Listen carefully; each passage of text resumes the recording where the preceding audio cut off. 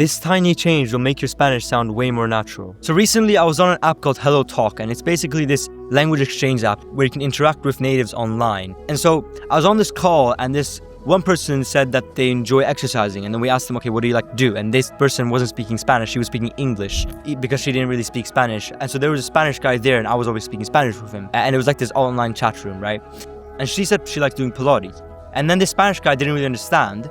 So the Spanish guy didn't really hear her. And then I said in Spanish, Pilates. And then he called me out and he said in like kind of broken English, like, bro, when you said Pilates, that sounded very native. Like you sounded exactly like a native. And so those are kind of comments that implementing this method has gotten me. And so the focal point of this method of getting the perfect accent in Spanish is specifically vowels, okay? So these are the vowels in Spanish, okay? Now, vowels are open mouth sounds. I'm not going to confuse you with that.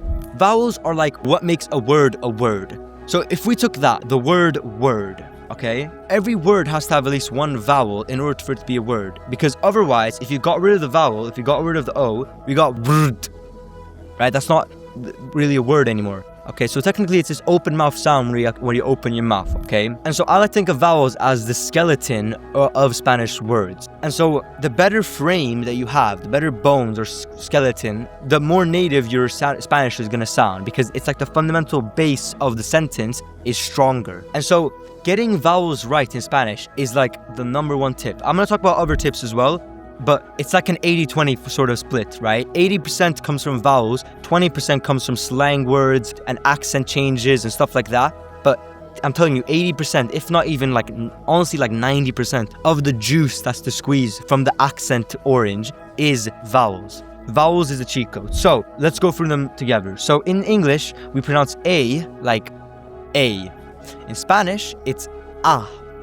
Now it's not necessarily short, but it is one consistent frequency, and I'm gonna get into this when we reach the last vowel, okay? So, try saying that right now.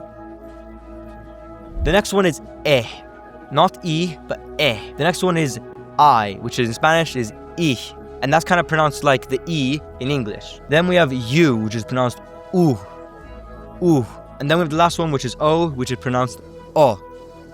If you want to start learning Spanish for free, then check my bio.